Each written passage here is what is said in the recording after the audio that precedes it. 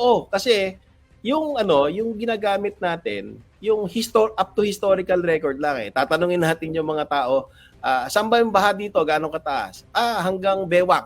Okay? Mhm. So, magtatanong ka ng isang katerbang tao hanggang bewang. So, lahat ng lugar na yon hanggang bewang yung baha na nakalagay sa mapa. Tama? So, hanggang anecdotal lang yon, hanggang historical. Pero merong mga pangyayari, lalo na ngayon na may climate change, mas malaki na doon sa ating na-experience. Mhm. 'Di ba? So, bakit ba palagi sinasabi ng mga tao na first time kaming binaha na ganito, nagka-disaster, hindi pa kami nakakita ng ganitong baha. Kasi hindi natin na isalarawan yung senaryo ng baha na mas malaki doon sa naranasan natin. So kapag marami tayong senaryo ng baha, may maliit, may malaki, may malaki pa, may napakalaki, multi-senaryo ng baha 'yon, no? So yun yung tinatawag na probabilistic risk assessment.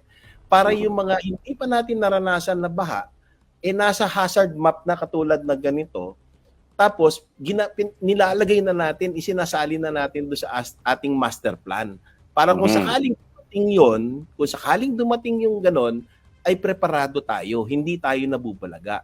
At yung plano, hindi lang para sa evacuation center, plano yan para sa agrikultura, sa sektor ng forestry, sa sektor ng edukasyon, sa mulalagay yung eskwelahan, sa health, sa turismo, etc.